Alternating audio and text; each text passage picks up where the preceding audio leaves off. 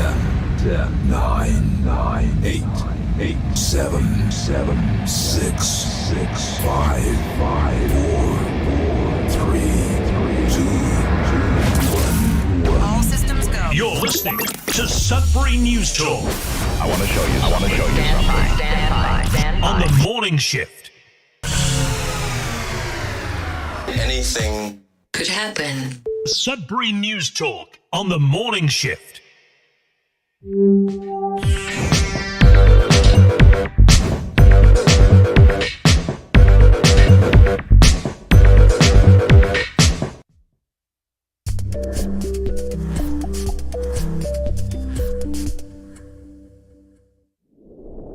Hey, good morning, everyone. Welcome to Sudbury News Talk. I'm AJ Walsh.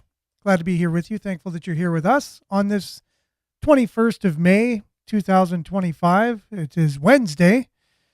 It's throwing me a little bit off. Monday was a holiday. It feels like a Tuesday, second day on the show this week. Thanks for being with us, everyone. We're live on CKLU 96.7 FM. We're also streaming live at cklu.ca. Just click on the Radio Player Canada app and you can stream us. If you download the Radio Player Canada app, you can take us with you and listen to us anywhere, anytime on your favorite device. We're also streaming live at facebook.com/Sudbury News, youtube.com/Sudbury News. Make sure to like, share, and subscribe to the channel and the page. We're also found on demand on those two platforms, along with X, formerly twitter.com/Sudbury News, and our webpage, sudbury.news. Click on the Sudbury News Talk tab. All right, we have a great show planned for you today. We're going to dive into a little bit of weather, and we'll be back afterwards with we had a conversation with Tom Price and Bob Johnston last week, and it kind of got messed up with a bad internet connection. And I promised to have them back to continue the conversation, as controversial as it is, to talk about some of the issues facing our city. And these two individuals are very outspoken about the city's policies and some of the decisions that they've made, and continue to fight for what they believe in and want to inform as many people as possible of what things they've found, whether it be the budget that we have for the new event center, or its issues to do with homelessness and how the homeless are treated. They basically have their feet on the ground and they're looking out for the best interest of the citizens of the city. And they share one point of view, but the city councilors also have a point of view, and they're also invited on the show to share their points of view. And we'd really love to have that at some point again. And it looks like more than likely that will happen at some point. So it's going to be a great show. Buckle up. Stay tuned. I promise it'll be a great show, or your money back. We'll be back right after the weather. And then we'll have Bob Johnston and Tom Price on to continue our conversation from last week. We'll be back right after this.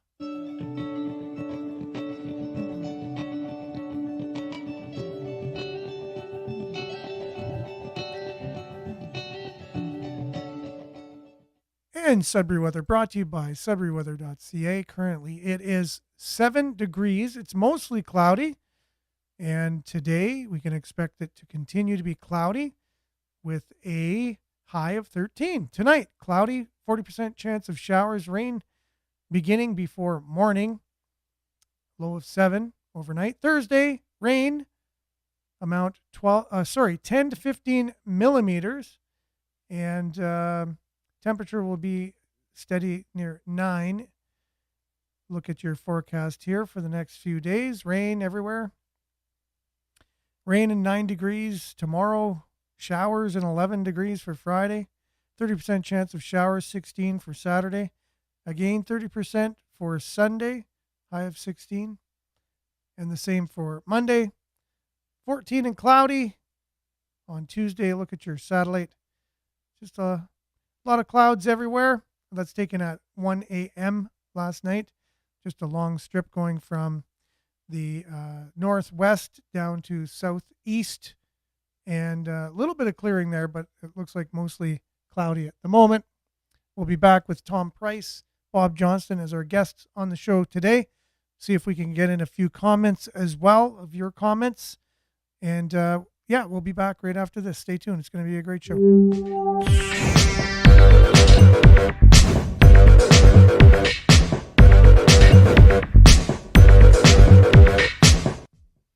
Okay, and welcome back to the show. It looks like we have Bob here first. Good morning, Bob.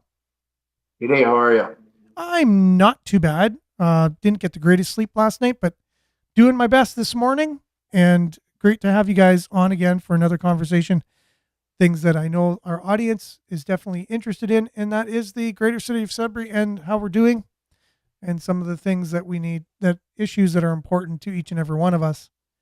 So I believe you have Tom with you as well this morning. Okay, right beside you there. For some Yes, reason, he does. well, the picture looks a little clearer today, so I don't know. Hopefully your internet connection is a lot stronger. It sounds good. Anyways. Well, we hope so. And it looks good as well. So hopefully we'll be able to continue with our conversation today without the interruption from the internet choppiness. Okay, so I think Bob wanted to make some comments first, though. So okay, Bob. he likes to steal the show, eh? Yeah, for sure, Bob, the show stealer. Okay, Bob. Last time we were talking about homelessness was the main thing we were talking about, and what did you have on your mind today that you were hoping to shed light on? Well, I just wanted to share a little bit more of the homelessness. They still don't have bathrooms, okay? They still don't have garbage cans down there. In front of the Samaritan Center, it has been cleaned up a bit, but they're all now on Medina Lane, okay? And Medina Lane Memorial Park is the new hangout now for the ones who are still in town, if they weren't forced in the bush. Now, when I say they're forced in the bush, I know that by the numbers of lunches what I've served downtown, and the number is 140. Used to be 220. So they are being forced out, and that's the facts. And like I said, there was one counselor on Facebook who could say, did you go to the October meeting? No, I did not. Why? Because I'm tired for 15 years of working on this, and the city has, this is what we're going to say, this is what we're going to do. There's no do. There's just talk. And as of now, I'm really hoping that they're going to get washrooms and stuff. It's not a pretty sight. And I have so many comments coming into my Facebook about why do we have to watch this? Why can't they have washrooms? Why can't we do this? And then they're saying, well, we don't want to supply washrooms because of overdoses. The overdoses are going to happen. At least give them washrooms and let them feel a little bit of human.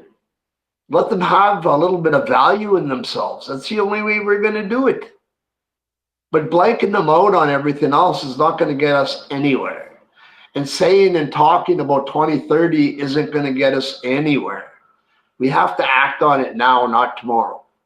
And for the homelessness, like I said, I want to see washrooms and I want to see garbage cans as soon as possible. I was down at Energy Court. I was down on the streets everywhere. I spent probably 10 hours this weekend in 2 days, 5 hours each day, just going through and seeing what's what. The alleys, they're shady. I can see why people are a little nervous to go down there. Yeah, and this isn't a problem that's Sudbury centric. Obviously, people that live in other cities are very aware of the same issues that Sudbury is facing. Now, so it's not just a Sudbury thing. If it was just a Sudbury thing, I could see, Sudbury centric solutions. What are we proposing? So there's bathrooms are one thing we need. It's a larger problem. So going forward, was there anything that you can see that's been done in other areas for the homeless problem? Because this is a recent thing. Now, homelessness is not recent. There's been homeless ever since I think there's been human beings. However, I think there's a crisis homelessness crisis caused by a few different factors, one being economic, another being social, policies, government policies that are made, all contributing to the homeless situation. And somehow an overlap, there's an opioid crisis too that's in there as part of it. So it's a complex thing, not something that's just dealt with in Sudbury. So what are like so we're saying homelessness is just going to happen anyways. So what would you say your kind of position is in all this? What would you like to see the city do overall for the homeless situation? I'd like to see a little bit of education with them building up their self value and worth, a little bit of life skills, prepping them for new adventure of housing, and so on and so on. They're not going to just move in a house and think it's honky dory like us, and you come going home every day, blah blah blah. What are you going home to? And what are they worth? Those people are worth a lot. The thing is nobody's ever given them the chance, and they're always rejected. Oh, I got mental health. Oh, good. Wait a year and we'll talk to you. Well, I'm an addict and I need something else ASAP. Well, I can get you. I'll talk to you in about 3 months. Those situations don't work. Okay. There again, even when you go, where do they end up going? To the hospital. And that's what ties up the time. And the other regular doctors are working on all these patients and so on, and losing the healthcare time when it should be an addiction specialist, a mental health specialist, and they should have their own hospital or hub, somewhere where they can go. And like I was saying, the extended care Falconbridge last week, I said, it was perfect. All the rooms were there, the trays, everything. Doctors in the bottom floor, clients and patients all the way up, and we would have been able to help, because that homeless piece has to be broken up back to where homeless is homeless, and the other three components have to leave. So you got to get rid of the addictions out of the homeless, you got to get rid of the mental health out of the homeless, and you got rid of the criminals who were released through COVID in that pile. And until we can do that, we're just going to spin our wheels. Now, So the first thing is washrooms, garbage cans, a little bit of self-value and communication. Like I said, last week I was out and there was 18 out of 20 who wanted housing. What did they do? well, there is no housing for them, obviously. So what do we do in that case then? What are there any other communities that you can see that there's a model of that are solving the situation better than Sudbury? Let's say, can you point to a particular other city, region that have some solutions that we could adopt here in the city? Have you looked into any of those? A few of them, like Kitchener's doing pretty well, and but there again, that's all Southern Ontario who's doing well. You come to Northern Ontario after Parry Sound, and it's a different world. Okay, Sudbury, North Bay, Timmins, Thunder Bay, the Sioux, those 5 communities, they're in rough shape. So again, and I know you've been accused of spreading misinformation, and I can appreciate if somebody says you're just sharing things and you're not saying, well, according to this document or according to this peer-reviewed paper or according to this news article, you're basically speaking from firsthand experience, and I appreciate that, because your feet are on the ground. You're down there with people that you're basically speaking for at the moment. So that is firsthand information, and that's just as valuable as any statistic as far as I'm concerned. Well, for this, like even Monday, which was a holiday, I speak to, and I won't say names, but I spoke to an outreach. I talked to them for over half an hour. I talked to two officers on bikes. I talked to them for over half an hour. Okay, like there's nothing being made up, and you either have paperwork or you drive down the streets and you see it yourself. Whichever way you want to go. The city's having a meeting tonight. Let's see what they bring out. And apparently there's That's all some heavy issues on the table regarding what we're talking about right now, right? That they're going to be talking about tonight? Definitely. It's the same thing as every year. Okay? Every year. Oh my God, it's September. What are we going to do? Let's panic. We have to get shelter. We got to get the homeless off the streets. We got to get, well, you know what? It's not working. And it's year after year. I had a homeless worker from a shelter call me last week. Bob, what can we do? We're turning away people every night. It's breaking my heart. It's killing me. What can I do? I said, what can we do? Except for expose it as much as we can.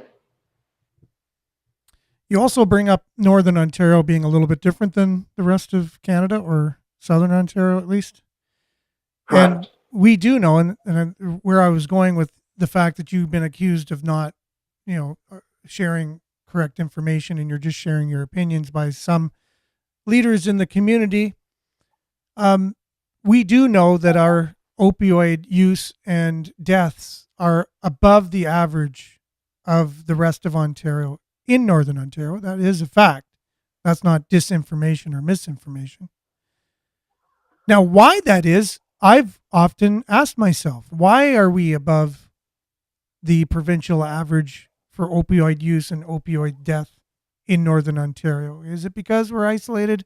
Is it because we don't have more services? Is it, these are the questions I ask, right? Because I'm not sure. Do you have any insights into that? My opinion is the lack of services and waiting time. Like I was saying, somebody who's got an issue needs help today, not 3 months, 6 months, a year from now. And that's what they're being told. So what can you do, right? Now, something controversial, and I'm sure, and this is going to probably just be left field for yourself. The federal government has a program, a medical assistance in dying solution for people that choose to take that option, and it's becoming promoted. They're promoting it, and they're coming out with the medical assistance in dying for teens in 2027. It was supposed to come out last year, but there was a big pushback. People experiencing mental health issues can go to their doctor, even if they're underage, under 18, and say, I'm really depressed. And the doctor would say, well, have you ever considered, it's going to take you, a year to get in to see a psychiatrist or a counselor, but in 3 short months, we can, have this procedure, then it'll get rid of your pain, and you won't experience any discomfort anymore. You can take this procedure called medical assistance in dying. And unfortunately, I see this as an unfortunate solution that the Canadian government, at least, has put out there to deal with not only this issue, but other issues as well. So we're waiting, like you said, services. It's a lack of being able to get to services. And unfortunately, it looks like we're going more the route of the easy way out, or the quick way, or the whatever, like we'll just take you out of the equation and we can do it quick. So they'll be able to do that quick, but they can't really give you services that are going to help you rehabilitate or help you in any other way other than just have a doctor-assisted suicide. Any thoughts on that? It's like with the homeless, they want to give them jail time or $10,000 fine. Or come on, what a waste of time and energy. Number one, they got no money. And number two, why would you want to throw them in jail? What costs 20 times more than if you were to house them or something? Like it makes no sense. So you take a homeless and you put them in jail, or you give them a $10,000 fine. What benefit is that to anybody besides already tying up the court systems and everything else? Makes no sense to me. And it seems like too. And again, this is what we're out for solutions here. We want to get solutions. And I even think the city would really like to have solutions they're just, I think, their conundrum is a little bit more based in liabilities and legalities and funding and doing things the right way. If they build a shelter, who's in charge of it? What are the legalities of it? How many people could there be? Who runs it? And all these things. Where is it going to go? All these logistical things, legalities, insurance, liability issues, right? And hey, let's just get this thing done. Like, we need to just have common sense here and get some solutions that just make sense, that don't take long time to be done. So you can see the opposing sides. It's not hard. But at the same time, things keep happening if we don't have solutions, right? It just keeps going on and on and on. Like we lost 2 people this weekend. Mm-hmm.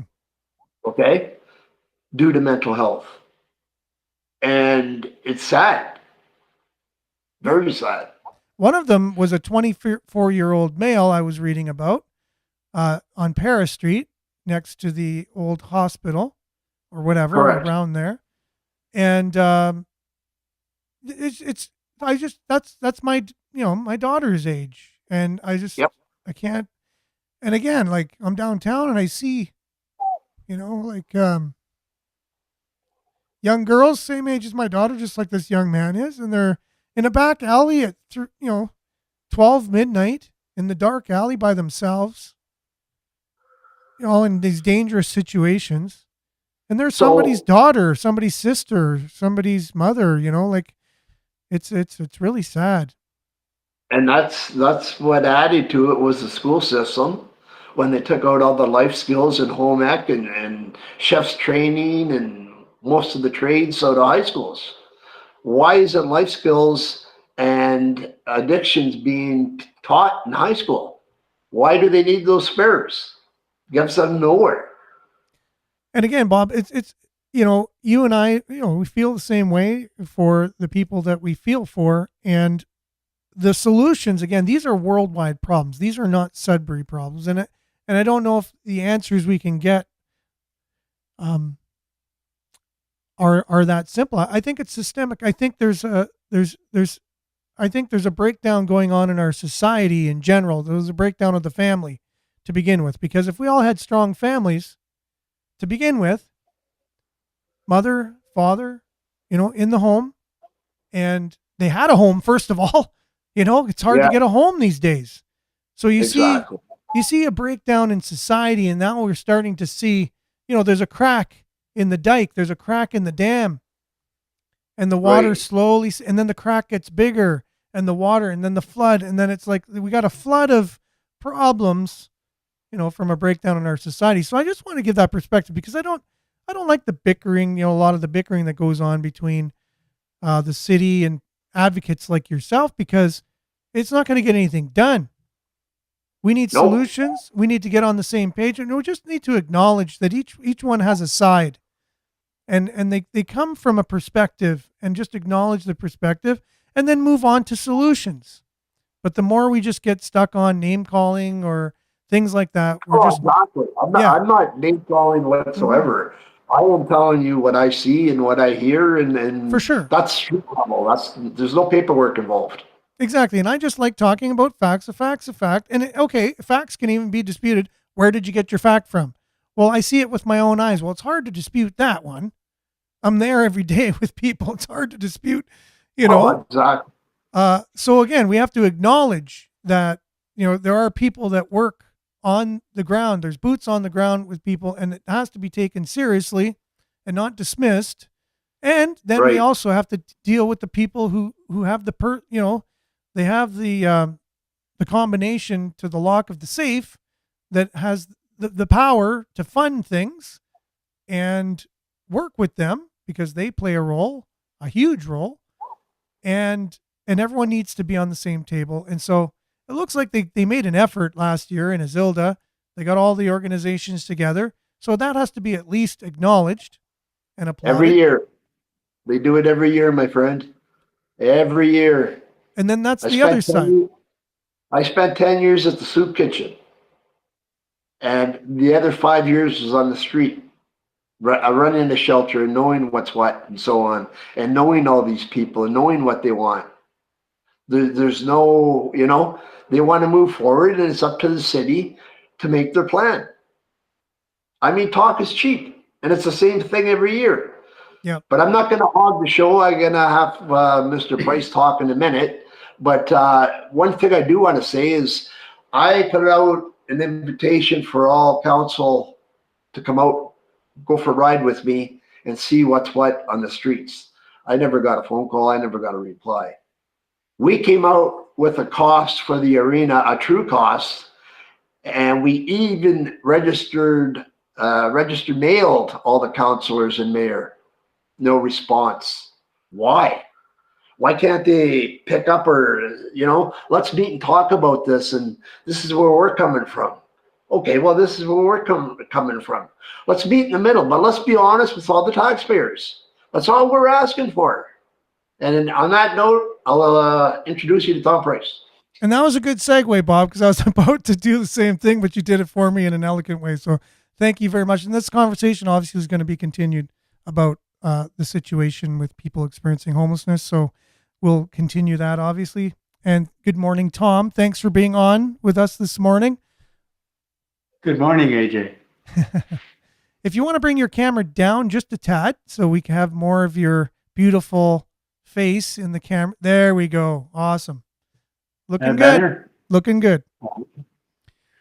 So we kind of got cut off last time. We were talking about, the costs of the event center / arena, and you've done quite an extensive research on this. So the city basically put out what they felt, that they could do it within a certain budget. And then you looked at their budget and you analyzed it. And then you said, hey, wait a minute. There's a couple things missing here that we didn't talk about in terms of costing, because it's not just like you just come out of nowhere with things like this. You have a background in project management and large projects. So you do have experience with this kind of thing. And so you're able to see that.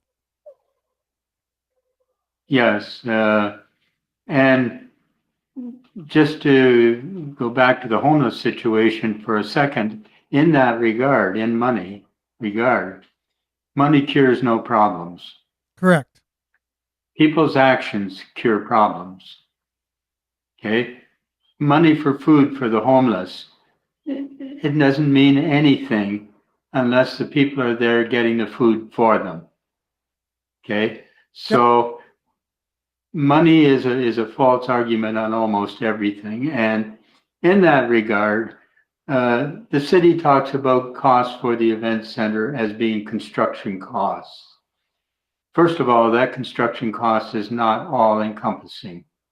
And we have a meeting planned, an open meeting of OTOC next Thursday, the 29th, at Grace Family Church at 6 p.m. And we will explain in a lot more detail why their costs are not accurate. Okay? But that's only part of the problem. The entire justification for this arena has been a con job of admirable implementation. Who the perpetrators are, we can't identify. We don't know. However, we do know that council has either swallowed the Kool-Aid or they aren't aware of the other implications. And there are serious other implications. This whole thing has been built on a false basis. The whole process, the whole project. And we will explain that in next Thursday's meeting. And I hope you can attend. It's at 6 p.m. at Grace Family Church. And everyone in the city is welcome. 6 p.m., Grace Family Church on Jean, the corner of Jean and Antwerp, was it? Burton. Yeah, Jean and Burton. 6 p.m., and that's next Thursday? Yes. Okay. We'll have to put out a reminder for everyone on that. And again, right? So I like to really encourage people, invite people to look at what you got to say, and then look what the city says, because I don't think you need to be worried about somebody brainwashing you if you just look at the facts. You look at the both sides. So the city has their side, and it looks like they're sticking with it. You guys have, put together some analysis on what you feel some extra costs are that aren't being discussed or at least put forward in the budget from the city. And if they were to put it forward at least and say a spade's a spade, this is just, we're not going to, pull the wool over anyone's eyes. This is the cost of it. And then they can say, okay, well, do we still want it? And I'm sure there'd still be people in the city that would still want it, even though it's going to, they would show if it cost more than what they're originally saying. I know that. So what's the reason, do you think, for not being totally transparent? I can't even speculate on what their reasons for not being transparent are. But maybe it's ignorance. Maybe they don't know the real costs. The council. Certainly the city people should know the real costs. They prepared the numbers. Part of it is they use the justification for their 200 million that is the construction cost. Well, that's fine, but the cost to the taxpayers includes interest. It includes a lot of other things that aren't even mentioned in a construction contract. So if they're only talking 200 million for the construction contract, you can add to that almost, 40% increase just to borrow the money. And that is a cost to taxpayers. That's what we have to pay. We're already paying part of that on the 90 million that they borrowed in 2020. They've already spent $41 million of that 90 million because they've admitted to spending 25 million, and the interest on that 25 million will be 18 million. So it's 43 million. I'm sorry. So it's $43 million that they've already spent out of that 90 million. And that's a given. They've already said that. That's not me saying that. That's what they have said that they have done so far. We have documents that demonstrate it, but they're not telling people that. Because I think there's an aspect of doing public relations with this as well, right? Because we really wanted to have a solution because we know something needs to be done, either refurbish the old arena or make a new one. So, and then do we still want the old arena? And if we want a new arena, do we want it downtown or do we want it somewhere else? These are the questions we've been asking ourselves over said amount of years, and now we've come to this place where it looks like there's a consensus amongst the mayor and the city councilors that we're going ahead with a new arena, and that's what we're doing. So it looks like they've already kind of decided that. Go ahead. In spite of public opinion. And in that respect, I would correct you on a statement you made earlier. You said the leaders in the community. Okay. They are not leaders. They are supposed to be our representatives. We didn't elect them to be leaders. We elected them to represent us. They've got a sense of entitlement that they do not have. They do not justify having that attitude, but they do have it. Where is the representation of the public? Now, Bob has mentioned that we sent a request to have us, OTOC, and we have well over 1,000 people getting our news distribution, everything else. I would suggest that we're probably a community group. Okay? They have not even responded to our request. The CARP Association requested an interface with them. They have turned them down. How is that representing the people of this city? Our representatives are not representing us. They are not doing the job that we elected them to do and we're paying them to do. So taking that money and not doing what they're paid for is a fraudulent act. They're taxing us to do roads, but they're not doing roads. In the April 2024, meeting presentation that they got approval to borrow another 135 million from, they actually put a clause in there that if there's not sufficient money, we could redirect the roads levy. Okay? That's redirecting our infrastructure dollars. On December the 4th, 2024, they had a public release saying that this money was directed solely to roads to provide improvements where no other funding was available. That's a contractual commitment to taxpayers. If they redirect that money, they have breached the contract. Since they've already said they know about this and proposed doing it, I would go further and say that they are planning to commit fraud against the taxpayers. That's a criminal act. Anybody that votes for that is guilty of a criminal act. But that doesn't bother them. That's not representing me, and I know it's not representing a few thousand other Sudburyans, because that's not what we're paying for. We're paying for good transportation facilities.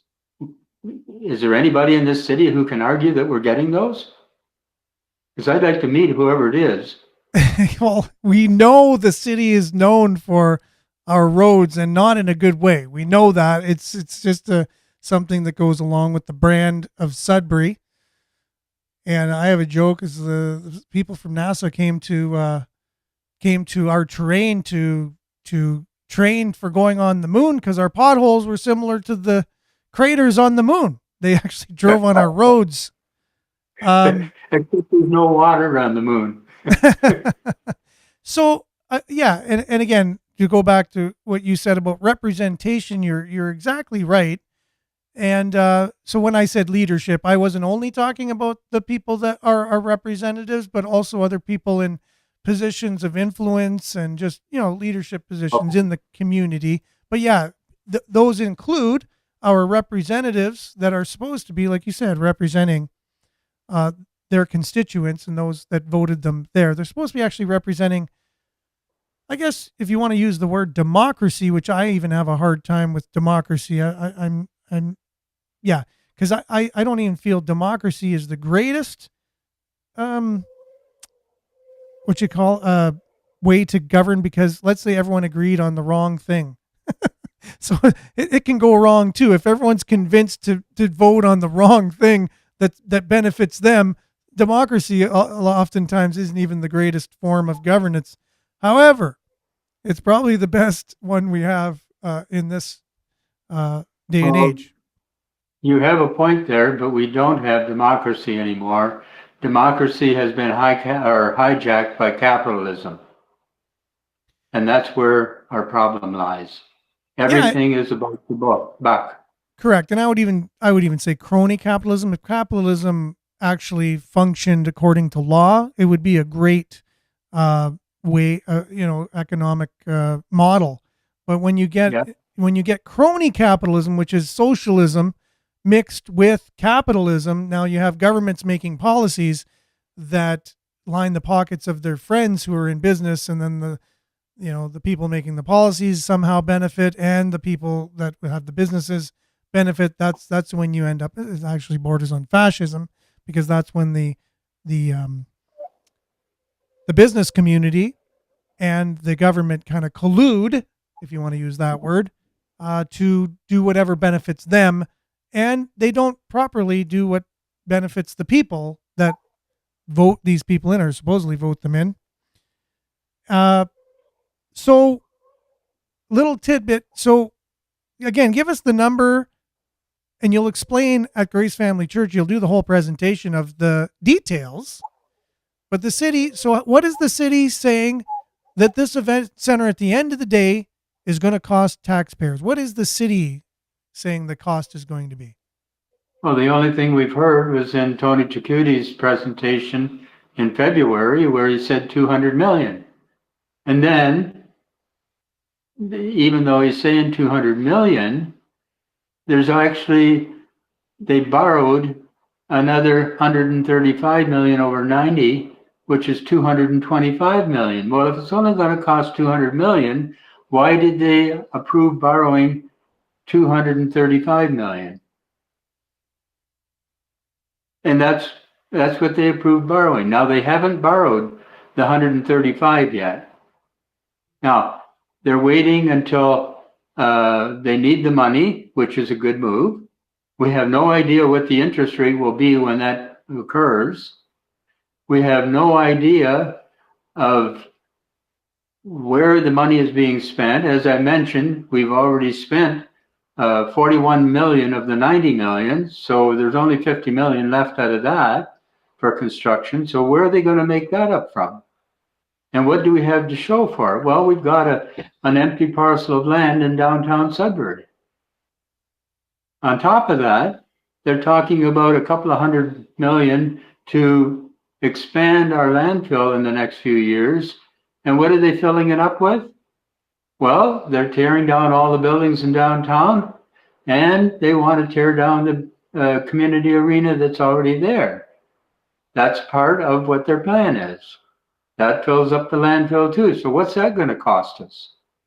These are all off-site costs that affect the project, or that the project affects or impacts on. Those should all be evaluated. They're not.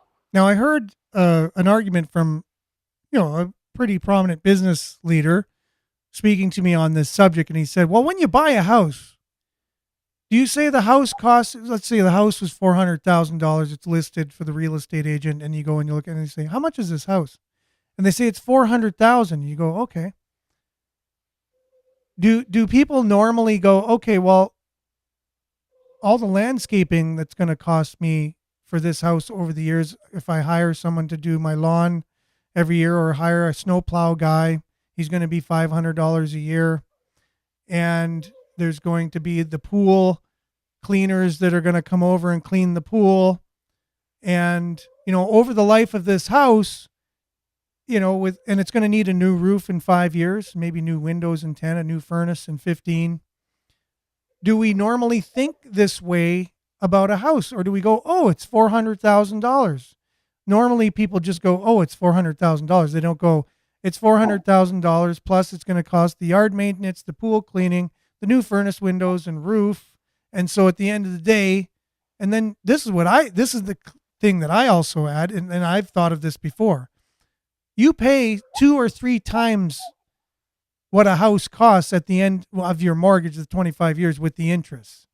When you you're confusing, AJ, you're confusing issues. You're confusing operating costs with capital costs. For sure. No, and that's what this business leader said to me, though. And so that's why I'm putting it out there. So it's not me that's confusing it. Then he's going to go bankrupt. Because if he's looking at those operating costs as capital costs, he'll never make it. But his operating costs in business always include loan repayment. The loan has to be paid back out of operating costs. For sure. Okay, and that includes the interest. Yes. So the loans for this event center have to be paid back with interest, either in our operating costs, but it's going to cost us. There's no question that it will cost us. There can be no question. And again, like when I look at a house, though, I don't look at it as 400,000. I look at what am I going to end up paying for this house by the time the mortgage is done. That's the way I think. Most of the world doesn't think like that, but I do. That's because they're not taught to do that. Mm-hmm. They're not taught to say, okay, what is my overall cost of this facility, and is it worth that?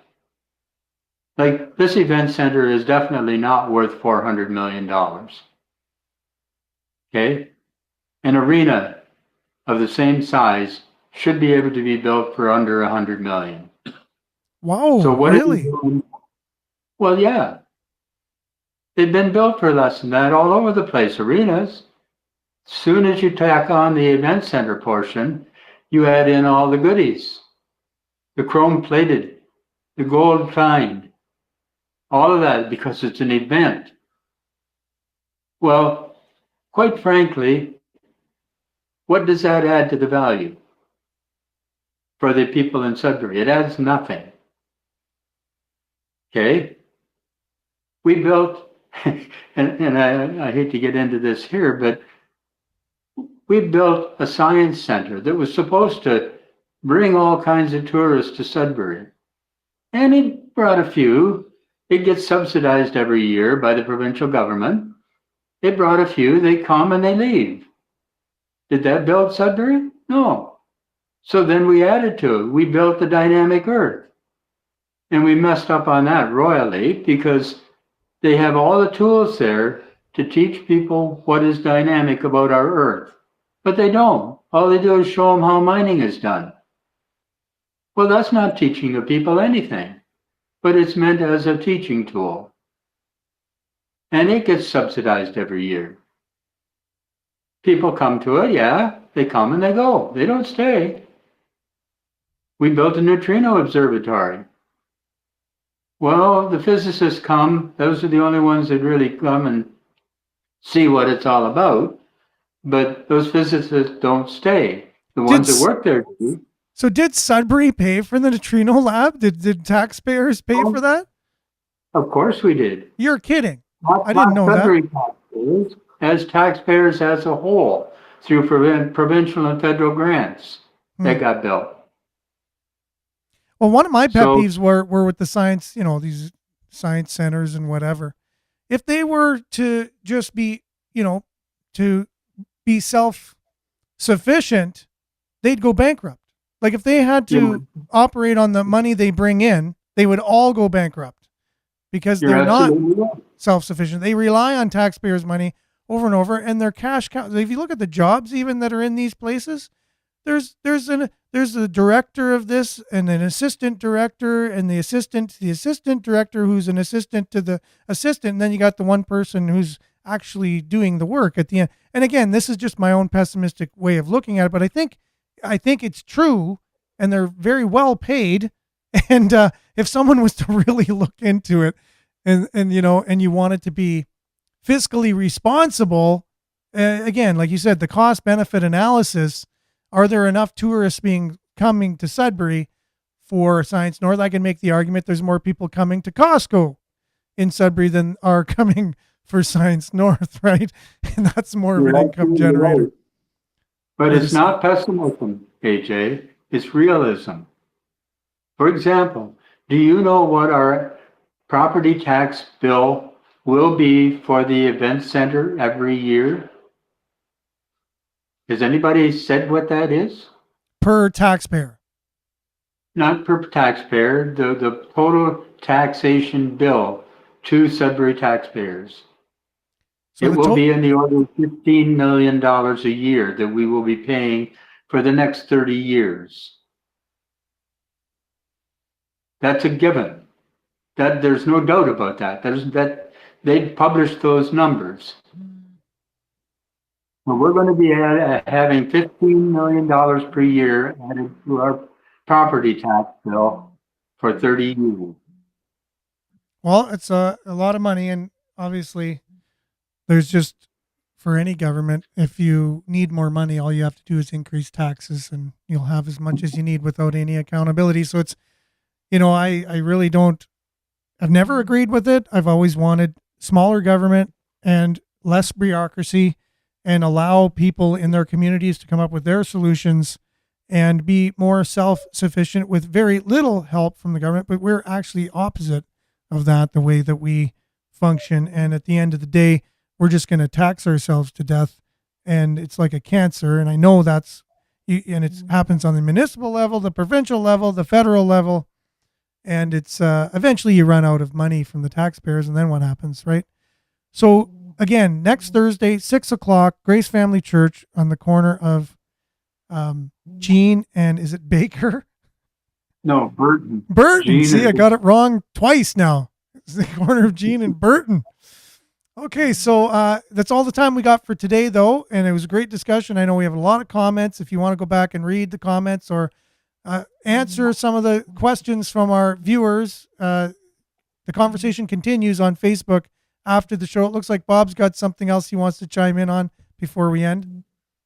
Yeah, two quick messages. Number one, the Carp Association, Friday, St. Peter's Church, 1:30. They're having a meeting, a little bit on homeless, and I am a guest speaker there. Also, June the 1st, it's a Sunday, the Memorial Car Show for Michael Vagnini and Terry Woodtrack at Parts Stores on Lawrence Street, 10 to 4. And last year we had over 200 cars. We're looking forward to everybody coming out. Great family event. Well, I hope to see you there. Thank you. Well, thank you very much. And thanks, guys, for the conversation today. We'll continue it at some other point, obviously. And all the best. And the conversation is going to continue. So appreciate you guys being on the show. Appreciate everyone who's commented. Much appreciated. Stay tuned now for Earshot Daily on CKLU. Thanks again, Bob. Thanks again, Tom. We'll see you guys soon. Thank you. Thank you. And thanks all y'all. Remember to stay aware, like, share, take care on our social medias. And we'll be back same time, same place on the same platforms, God willing, tomorrow. Have a wonderful Wednesday, everyone. Ciao for now. Ciao.